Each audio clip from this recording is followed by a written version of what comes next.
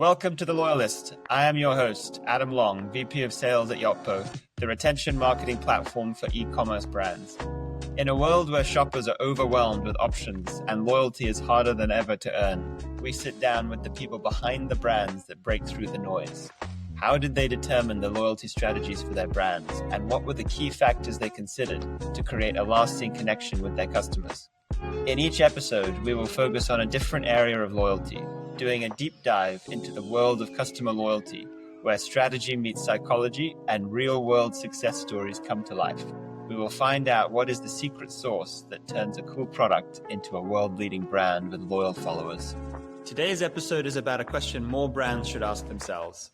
What if your loyalty program isn't actually driving loyalty? Our guest speaker, David Baker, now the Chief Digital Officer at Beekman 1802, once made the bold decision to shut down a loyalty program at L'Oréal Paris, one that had over 1 million members. Why? Because it was costing too much, delivering too little, and failing to drive a change in behavior. Today, at Beekman 1802, David is not just running a loyalty program, he's actively championing it. In this episode, David walks us through how to know when a loyalty program isn't working, how to make the tough call to walk away, and why sometimes the most powerful loyalty driver isn't a reward at all. It's a compliment. Well, David, welcome to the Loyalist podcast. How are you doing this morning? Doing great, Adam. Doing great. How about yourself? I'm also doing great, thank you. It's been a week. It's been we're going through a huge heat wave in New York, which has been fun, but I'm otherwise doing great. Love that British sense of humor on fun there. I've lived through the New York heat waves. The cement and the smell just, it takes me back. Yes. So on to more interesting things. So as I said, thank you so much for joining us on the podcast. It is a real pleasure to have you with us.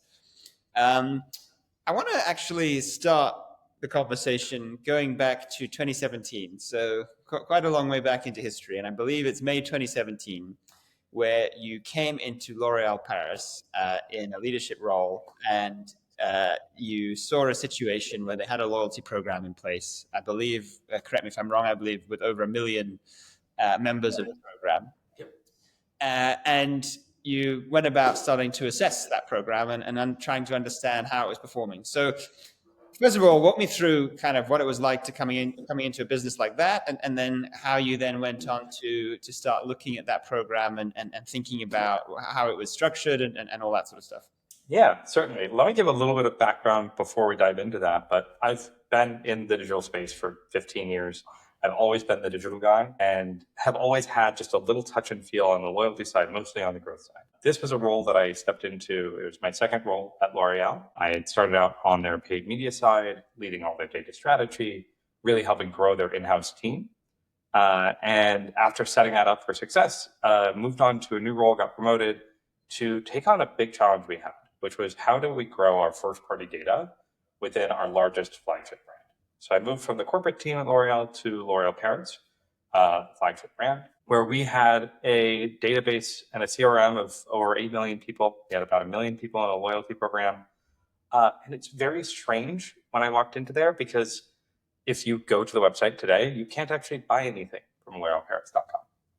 So they had gathered all these email addresses and collected all this data on the consumer, but they didn't have that value exchange that we take for granted in a Shopify ecosystem. And I inherited a loyalty program because that had been spun up as part of an initiative to launch a D2C website. We actually did test and launch that website with one SKU, and then ultimately decided to pull the plug on the website. But no one pulled the plug on the loyalty program. So this program that was designed and built for a D2C world pivoted a little bit before I joined. So let me just get that straight. So they pulled the plug on the website, but not the program. Correct. Okay. So two different teams. One was a dependency, and they did not pull that, which was, I think, loyalty programs are a beloved part of any marketer, and so trying to think through sort of killing your darlings is a really tough proposition, and I do not envy anybody in that position. I've been there. That's what we're talking about. But the program had been running, hadn't been growing, hadn't been really meaningfully driving the business when I stepped in. And so one of the tasks I was put with was how do we make this a success? And really, to do that, I had to look under the hood. And the program was, because we no longer had that website where we're going to give points off or coupons or something there, it had pivoted into a receipt scanning program. So you could scan your receipt from the retailer to get points. And So then actually, just on that point, would you mind just quickly explaining how was the program structured? Obviously, if you're not buying anything online with L'Oreal directly, how is it structured? What were you rewarding, and what were you benefits that were being given? So the consumer would earn into the loyalty program through scanning their receipts at a retailer, say Walgreens or Target, and they would get points based on the fact that they had bought something from us on that receipt. And then they could redeem those points for various things. We had some donation pieces. We had a couple of experiences. And then largely what we found most people were rewarding themselves with was gift cards. So gift cards to a myriad of retailers, mostly Visa gift cards. And that's how they would exchange their points for some sort of value. What we got in that process is we got an email address and we got proof that they had purchased at a retailer A versus retailer B. We started to use some of that retailer data to better segment, which was really helpful. But when we looked under it, the cost for us to scan the receipt, the cost to fulfill that gift card, the cost of the whole program, really, I think, overburdened the program itself. One of the very sad things that I walked into was that we had a promise as part of that program that we'd send you a free gift on your birthday. When I walked in, we hadn't done that for 6 months. And that's really a devastating moment to realize that we have promised something that we couldn't deliver on. And ultimately, I was able to have many conversations internally, talk through those challenges. And look, if we wanted to do this right, it would take a lot of investment. At that time, we didn't really have that capability and those dollars to put to this. The ROI wasn't there. We weren't seeing them come and buy through us. We didn't have any incrementality that they were changing their behavior and buying more from us. We weren't adjusting their purchase frequency. And so ultimately, we made a very tough decision to sunset the program. So, yeah, as you say, a tough decision. What we see is that health and beauty is the category the e-commerce category which has the highest penetration of loyalty programs. Upwards of about 60%, I think 58% of brands which do more than $1 million of GMV have some form of loyalty program. And so, obviously, a brand the size of L'Oreal to choose to sunset that, I'm sure it was a very, very, as you say, difficult decision, and I'm sure there was a lot of agonizing that went into it. How did you obviously said in order to make the program work, it would have required a lot of investment. How were you thinking about what the program working would look like? What was the definition, especially as a brand that wasn't selling D2C? What was the definition of what success would have been if you had been able to achieve it? Yeah, I think we had different levels of what success could look like in that process. I think the baseline was we fulfilled the promises that we had made. That, I think, was table stakes. Then it was, are we able to incrementally change her behavior? Are we getting her to purchase more frequently? Are we getting her to purchase at a higher basket? And that was something where, because of the receipt scanning nature, the data wasn't there to support it. And when we looked within our cohorts, we noticed the behavior wasn't changing. So ultimately, for that program, because it isn't retail, it isn't hospitality, and we don't have our own D2C, we were paying far more out in value than we were getting in terms of being able to understand and make it change. So effectively, we were paying for a program that didn't change behavior and just tracked it. And that was a very expensive analytics tool at that point. Success would have looked like being able to test and learn and run a campaign to try and get her to buy more. Because on average, we'll take hair color for an example. She'll buy 4 boxes of hair color a year. If we can get her to buy 5, that changes the game fundamentally for the business. It's a 25% increase. And forgive my ignorance, but considering you're not selling direct to the consumer, how do you actually even measure that, though? You measure by how often she's buying and how many boxes she's buying from those receipts. So you're tracking it based on the receipt scanning. So, but Yes. for example, if she is making a purchase and not scanning the receipt, then you wouldn't. Correct. You lose that visibility. Which is the same challenge you have in any omnichannel brand today, where you don't have that visibility. But I think to your point, like health and beauty, in particular, beauty is a flagship for loyalty programs. I think Sephora and Ulta's programs are held as the gold standard. I think Ulta, something like 97% of all of their buyers are enrolled in their loyalty program. Mm. That's incredible offer and value for the consumer. And I think because of that, in this sort of specialty beauty stores of Ulta and Sephora, the consumer expects it, which I think, to your point, on the e-commerce side, you build that, you feed into that expectation a little bit. Sure. And this is actually, I'm glad you brought that up. So it's interesting you mentioned Sephora and Ulta. Yotpo, what we hear so often when we're talking to brands and saying, strategizing about what loyalty could look like for them. So many of them say, oh, we want to have a program like Sephora's. And you think, well, that's taken them 10 years to build, but okay. In terms of, once you made that decision, so it's not driving incrementality. As you say, it's effectively operating as a very expensive analytics tool for you. You've made the decision, but you've also got the dynamic, as you just said, of because it's the level of penetration of loyalty within this space is so high, it's almost table stakes. Your customers expect there to be a program. So they have that expectation. They've obviously been operating with the program in place. You've got, as we spoke about at the beginning, 1 million participants in the program. That's a big change for them to all of a sudden be told, oh yeah, all of these things that we've been offering you, we're going to stop offering you. Yes. How did you communicate that in such a way as to minimize the damage? And then B, what was the impact? Like, what did you see in terms of the reaction from your loyal customers? Yeah. I think what's very interesting, so from the communication side, we took the approach of over-communicate as much as possible. And over the course of, I believe it was more than 3 months, we over-communicated and we had a set cadence of, hey, in 90 days, hey, in 60 days, in 45 days, in 30 days, in 15 days, in 10 days, in 9 days, in 8 days. We built that cadence in with the consumer, letting them know the program was going to be turned off and they should spend the points that they have. We turned off the receipt scan earlier so that you couldn't earn more points up until that last day, because that would have left a bad taste. But we made certain they knew that they could continue to use their points. We also opened up different channels at lower point values to encourage them to redeem, so they didn't have that bad taste in their mouth. It was very, very interesting. And I think this is why, to me, it's a little bit of justification, and I recognize that. It's a little bit of ex post facto, but we had, of the 1 million people that we were enrolled in the program as we sunsetted, we had 9 people reach out and complain. What? Yeah. But do you think, and this is maybe a difficult question for you to answer, do you think that is a symptom of the fact that you communicated extremely well, or of the fact that the program wasn't really being adopted that successfully?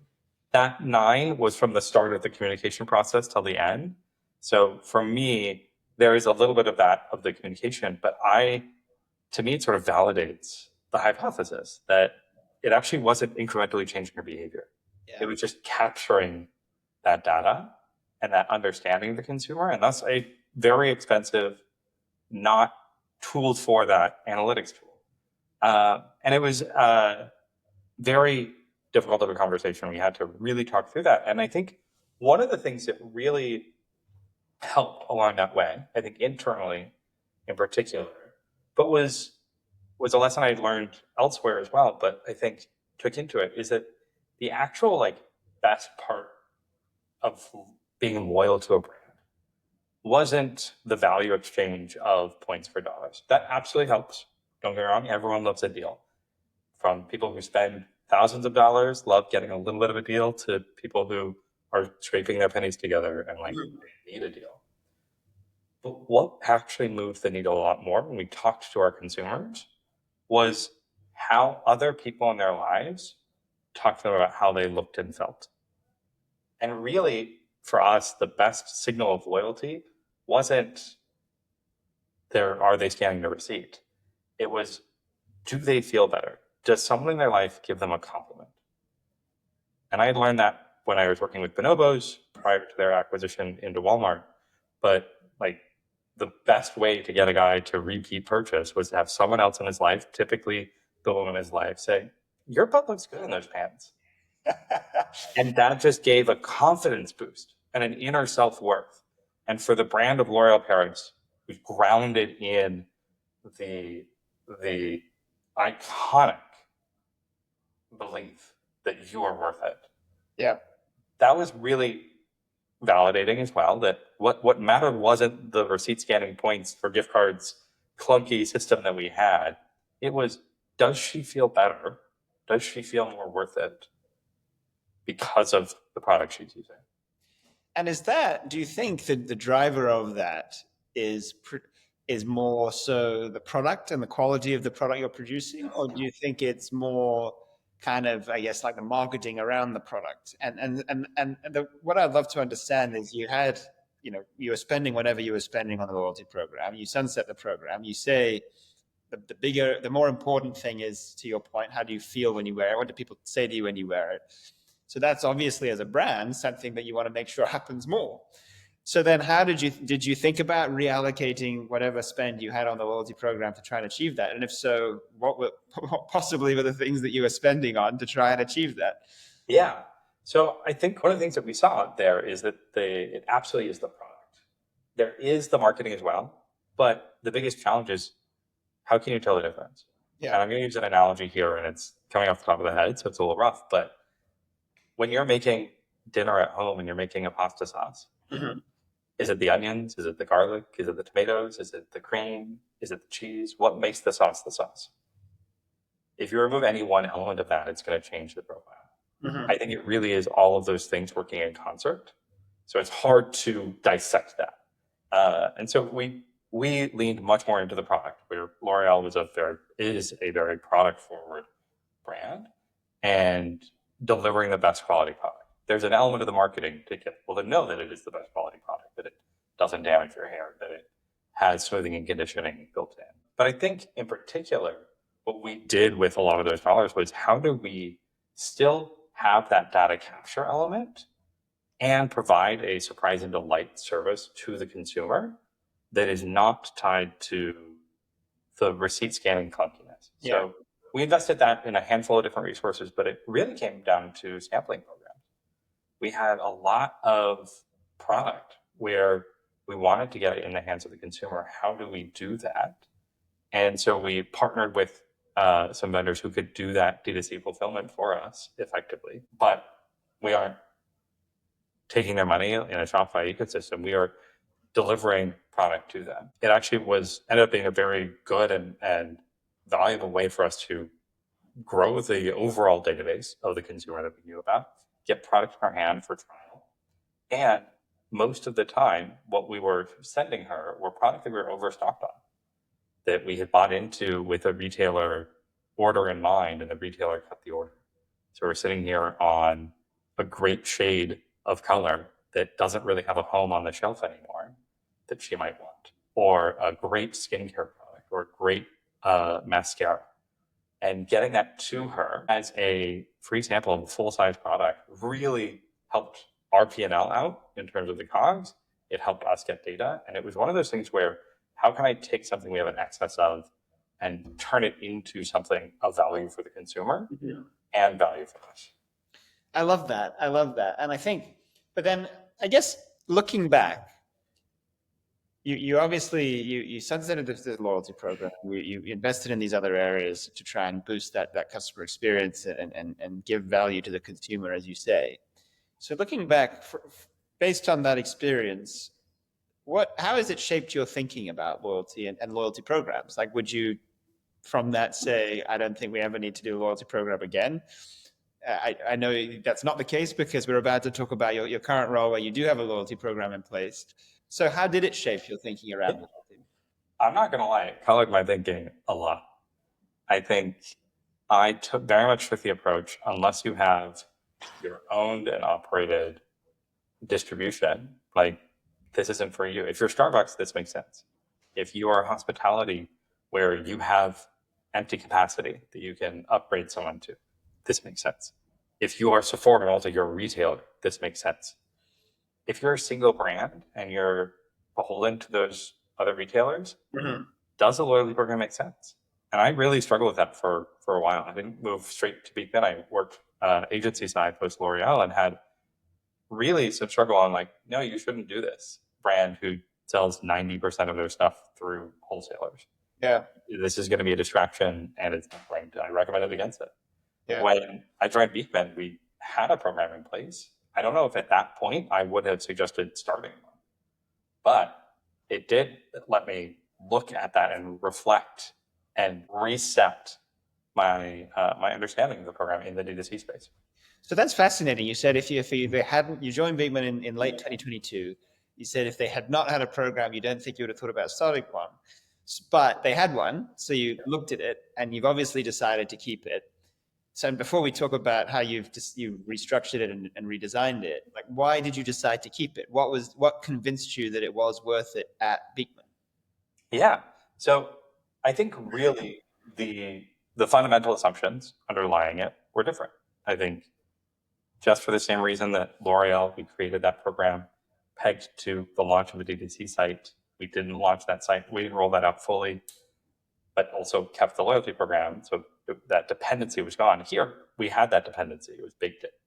But I think that changed the fundamental understanding in a different way. But even then, I very much question, like, how much of this is just segmenting our population, the people who are already going to be buying more, versus changing hearts and minds, changing behavior. And it really, like, I dove under the hood a lot to really understand that question. Very grateful to our Yahoo team to help support on that journey. But for me, it really was about seeing how the lift that we see from the consumer and that behavioral change of when she's a part of that program, when she feels more connected to the brand, she is buying more from us on our site. We didn't see that. I have to assume there's also probably a halo effect to next time she's at Ulta, she's stopping by the shelves and discovering something new or resupplying. Because we're humans, we're complex, we can be a part of multiple programs. It's not all one box. But I think it really was seeing and getting a bit on that data and understanding the value exchange on our side and the overall focus.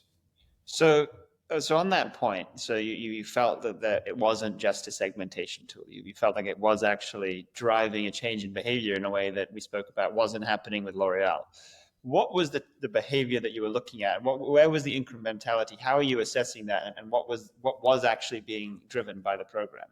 Yeah, I think incrementality itself is a hard question. As I dove in very loudly on at first, if we need this, why isn't this here? To then getting under the hood and trying to crack that problem. For us, incrementality comes on two major vectors of behavioral change. Is she changing her AOV? And is she changing her frequency of purchase? And when we take those two metrics together and combine it, that's that delta from what previous behavior was before joining the program, really helps us see, is there a lift? What we see often is that the AOV decreases because we have, as a benefit, free shipping on all orders, or if you're at the highest tier, or if you're at the middle tier, free shipping on orders under our average order value. But the frequency goes up. Yeah. And so that counteracts in a way that is incremental to the business. Yeah. And we see that in a big way. But for us, it really was looking at a cohort analysis of how many people, what was the behavior of people for the year prior to joining the program and the year after joining the program. Did that behavior change because of that inflection point? Just like when you're making a pasta sauce, there's probably other things in there that are impacting that. Absolutely. But it allowed us to feel confident about that fact because potentially they're making that behavior change because we've identified them as a higher value consumer and someone who we're really connected with, and we're reaching out to them more, and then we're building that.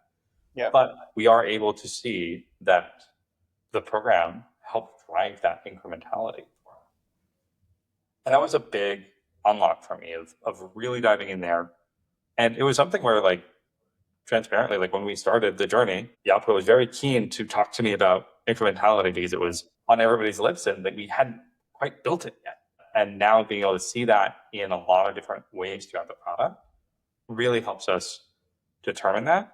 And then what we are doing now is testing not just the program itself and the value of the program, but different specific campaigns or interventions that we can do and seeing, are they having a lift? And is that lift profitable for us? So double your points weekends or other things that we can do. We've looked at a punch card system or finding ways to have the reward be more rewarding from a loyalty feel perspective. So using your points to name a goat on our farm or visit the farm or spend time with our founders and lead in our product development. We're building out what those experiences could look like. We haven't launched all of the ones that I just said, but I think they're all things that we want to develop. And when we're doing those campaigns, we can test and learn into that. We can run that and see what is that behavioral change on that intervention, on that campaign.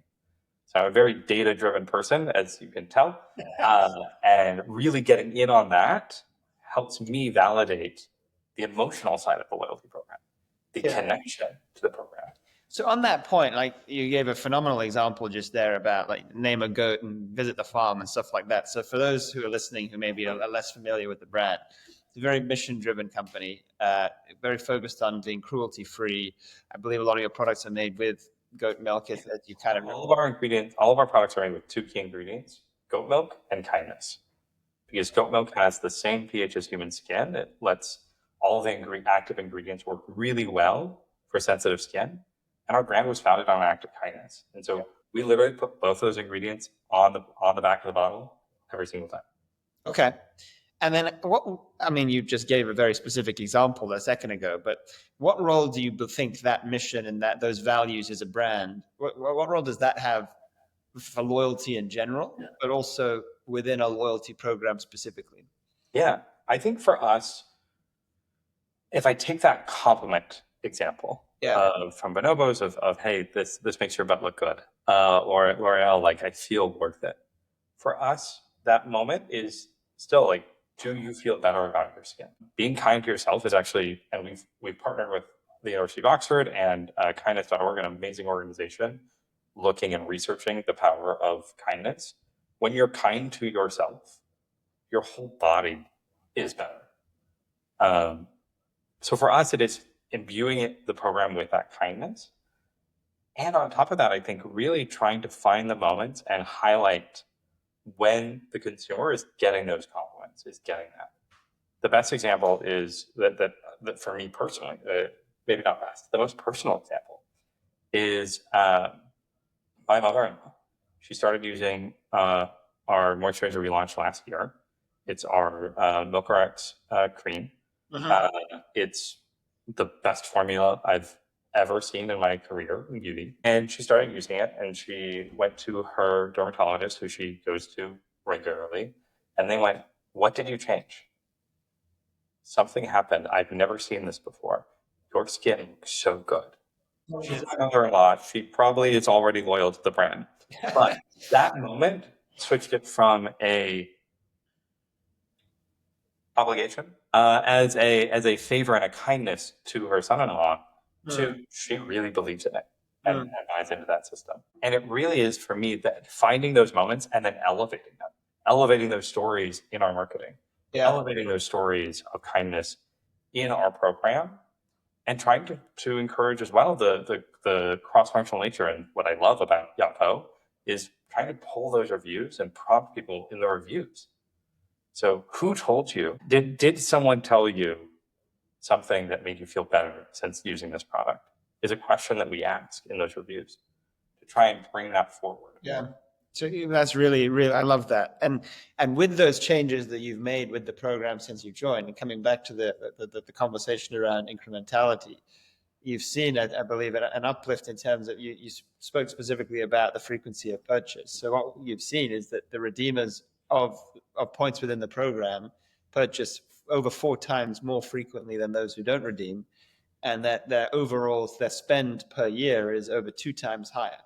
And I think to your point, that's a phenomenal sort of testament to the type of behavior that you are driving with the way that all of these activities that you're doing as part of that program. Yeah, absolutely. And I think it's something where we see that and then we further reward that behavior. I think it's something where we just 2 days ago, as of the time of recording, not when this airs, always wanted to say that. We just had our global launch of the extension of that product. We're showing our new Milk-Pride serum. It's a dual chamber serum that has vitamin C and liquid collagen. It's a fantastic serum. We just sold out of it on our worldwide debut on QVC. A month before, we had 500 units to send out to our VIPs. And we messaged them, and we got the top cohort within our loyalty program, those who are really engaged with us. We said, hey, do you want to try it before anybody else can? That was really powerful because, one, we already have reviews on the site that are powering that. But two, it also allowed people who had been trying the product to call into QVC and talk to it on air. And ultimately, that's a kindness that we're giving to our consumers. We're letting them know, hey, you can get this before anyone else. You can really experience it. We want to make certain you have and feel that connection to the brand and feel that exclusive part, that you're part of a community. Yeah. Yeah, I think that's something which we're especially with younger generations, that the community aspect is so important to them, and they don't want to just have a transactional relationship with the brand. They want to be a part of something bigger. And actually, I hear you. I'm gonna push back a little bit. I don't think it's just younger generation. I think that's a human thing. Yeah, I think you're absolutely right. Actually, Brave community. Yeah.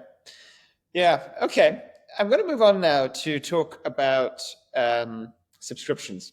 So you're obviously within the health and beauty space. 70% of brands lean on subscriptions to drive retention, and of those, between 55 and 60% have loyalty and subscriptions work concurrently together to try and boost lifetime value and retention.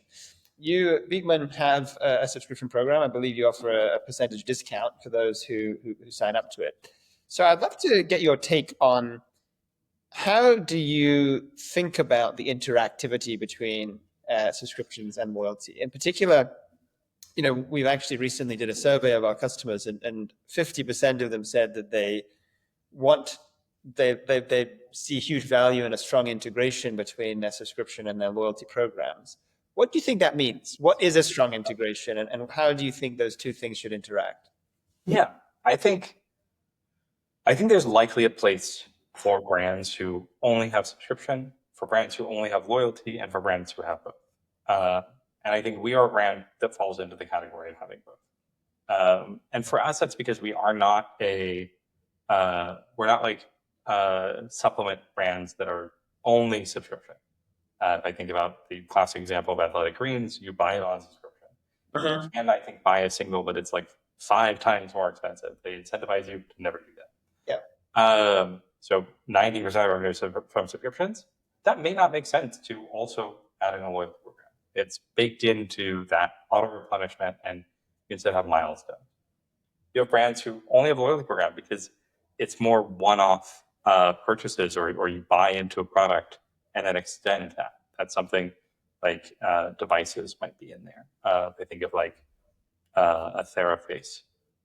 You buy the initial tool, and then you add on different tools over your life. You may want less of a subscription, more of a loyalty embedded in for a second or third purchase. For us, we fall in the middle. Because of that kindness aspect, we don't auto subscribe people. We don't push the subscription aspect until you've bought it 2 or 3 times. We're right in that sweet spot between 2 and 4 times is when someone will convert into a subscription on a product. So that's not the main driver of our business like it is in health and beauty. But on the loyalty side, it is something where we really want to imbibe that into the program. So for us, we're at that intersection where it does make sense to have both. And for us, what that looks like in that integration, we're in that 50% of brands that you surveyed. For us, that integration looks like making certain that we are complementary to each other and not exclusionary. So we don't have a system where like you can't use your points on your subscription, or you don't earn points because you're on subscription. I've seen programs like that where they sort of try and keep those separate. For us, it really is about building the overall experience for the consumer. We have a lot of debates internally about like, are there moments where the consumer shouldn't be able to use their points, like stacking that on top of a Black Friday, Cyber Monday, you know. And there are a lot of moments like that where we have those debates, and for the most part, we err on the side of kindness. It's a key fundamental part of our brand where we're going to lean in and reward that consumer who's been loyal to us.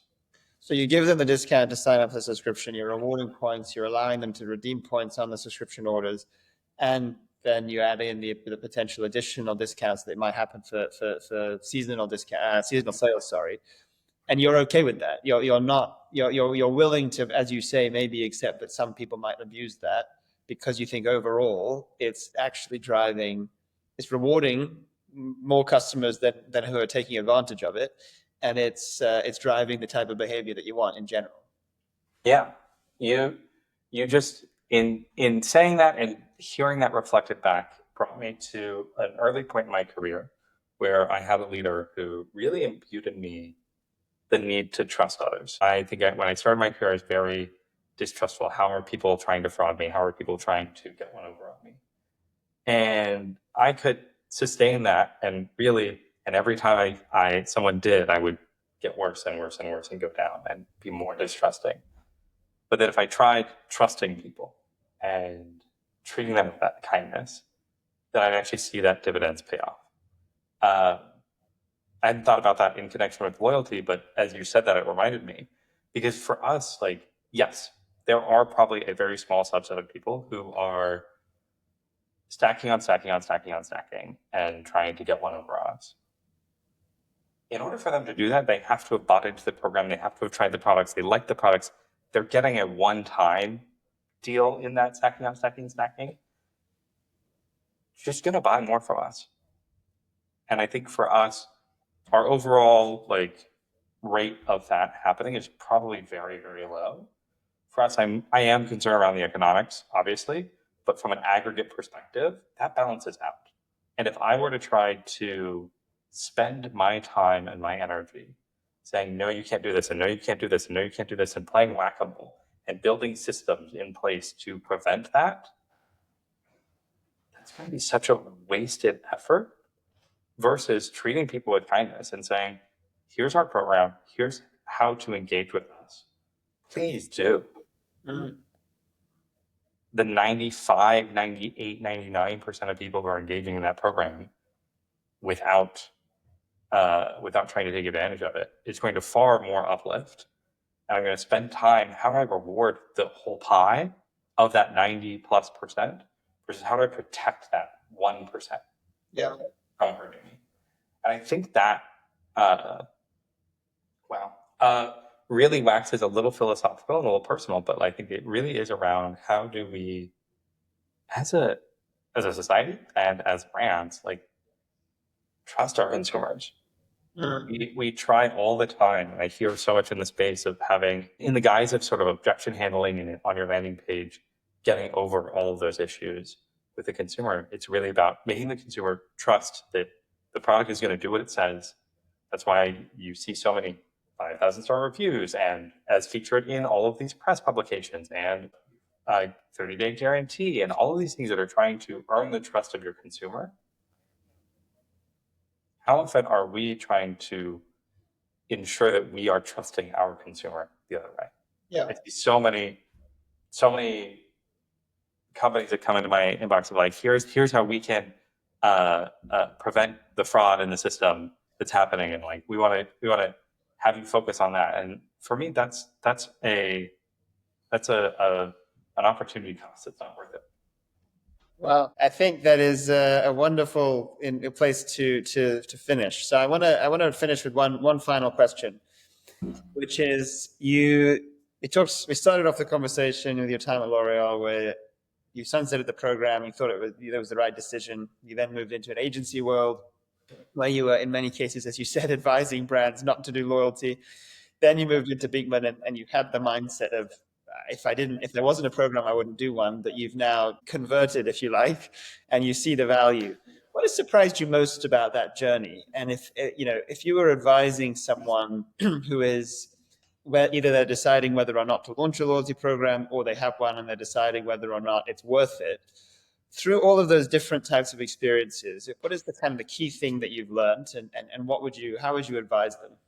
Yeah, I think you're absolutely right. There's no better evangelist than the critic converted. And as that critic converted, I very much do believe in the power of loyalty programs for the right brand and industry profile. I think there are probably some industries where it's a one-time purchase, but there are a lot of places where there is that gray area where you think, or you might be caught up in a groundswell to make a program. But I would encourage people to stop and think and make certain they understand the dynamics of their space and industry.